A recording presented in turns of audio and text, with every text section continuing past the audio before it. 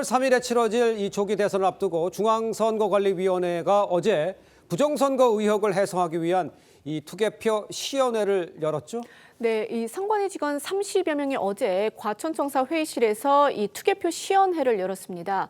조기 대선을 앞두고 비상겸 당시 재차 논란이 됐었던 이 부정선거 의혹을 불식하고 선거 관리의 안정성, 투명성을 강조하려는 취지였는데요.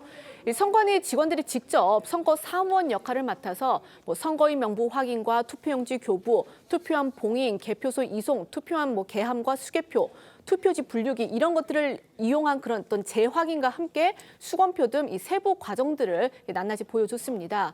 이 시연회 자체는 언론 대상 행사긴 했는데요. 이 부정선거 의혹을 제기해온 국민의힘의 김민전 의원과 이 부정선거 소송을 진행한 이 윤용진 또 박주현 변호사가 참석을 해서 눈길을 끌었습니다.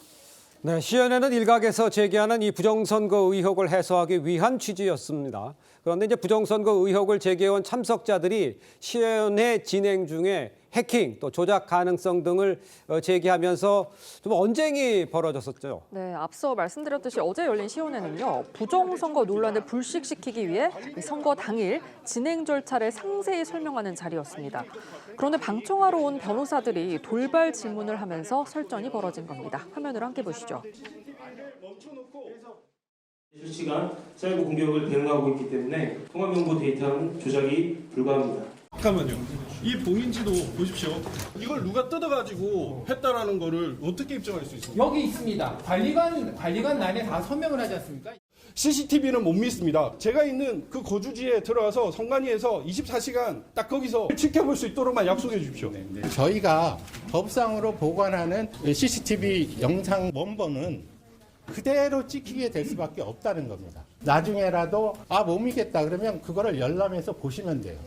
마치 007 영화처럼 전화통신 단자함에 접속을 한다든지 그런 비상식적인 방법을 사용하지 않고서는 지금 물리적으로 단절되어 있다는 게 맞습니다.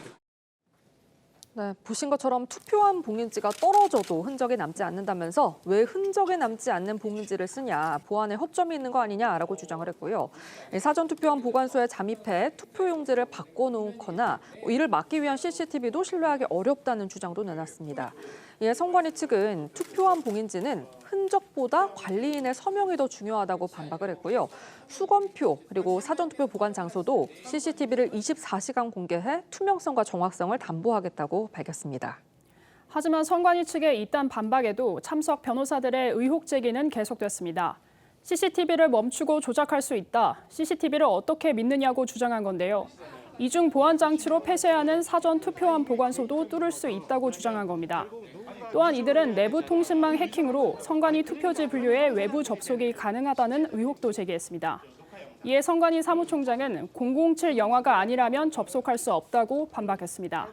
선관위에 따르면 지난 20여 년간 제기된 선거 불복 소송은 200건이 넘습니다. 현재 진행 중인 사건을 제외하고는 모두 각하되거나 취하됐는데요.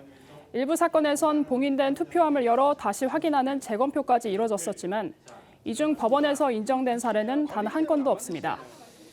자, 지금 6월 3일 조기 대선을 앞두고 있죠. 시연회에서 이제 언쟁이 벌어지는 이런 상황에 대해서 일각에서 혹시 대선 이후에 불거질지도 모르는 이 전초전을 보여준 거 아니냐 이런 평가도 지금 나오고 있는데 글쎄요, 어떻게 보세요? 일단 윤석열 전 대통령 이제 파면된 이유 중에 하나도 비상계엄령에 부정선거 의혹이 있으니까 점검을 한번 해봐야 된다는 게 들어 있었는데 그것 때문에 어쨌든 파면까지 갔지 않습니까? 그렇죠. 그런데 만약에 이번에 대선 이후에도 이 납득을 하지 못하는 그쪽이 있다면은 또 상당히 더 강하게 이제 문제를 제기를 할 수가 있어요.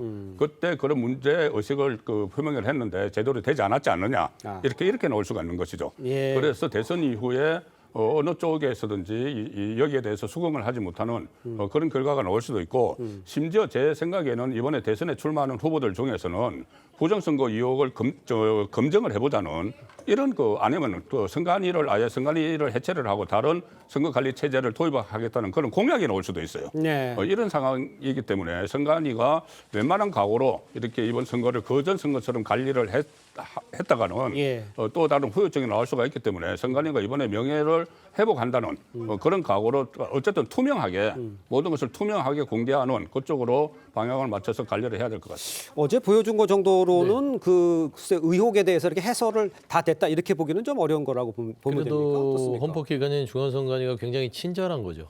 애써서 설명을 쭉 그렇죠. 해주니까. 부정선거라는 게 상식입니다. 네네. 그러니까 지금 부정선거론을 주장하는 사람들은 1+1이 2라는 걸 믿을 수 없겠다. 어떤 근거에서 1+1을 2라고 주장하느냐. 그 과학적 근거는 뭐고 논리는 뭐고 나를 설득해봐라 이거거든요. 네. CCTV를 보여준다고 해도 그걸 못 믿겠다고 하잖아요. 그러면 본인의 눈을 못 믿어야지 왜 CCTV를 못 믿습니까? 그러니까 이 음모론이라는 것들은 저는 그냥 이 한 켠으로 툭 치면 되는 것인데 그래도 최소한 국가기관인 중앙선거관리위원회가 예. 이 부분에 대해서 국민들한테 조금 더 신뢰를 보여주기 위해서 친절하게 설명해 준 것이고 이게 최초도 아닙니다. 지난번 황교안 권한대행 시절에 이후에 황교안 그 전 대표가 부정선거론에 대해서 얘기를 할 때 국회에 와서 개표기까지 가지고 다 시연을 해서 다 보여줍니다. 예. 그럼에도 불구하고 못 믿어요. 그래서 저는 이 부정선거론자들에 대해서는 더 이상 공력을 낭비할 필요가 없다라는 예. 것으로 좀 마무리하고 싶습니다. 알겠습니다.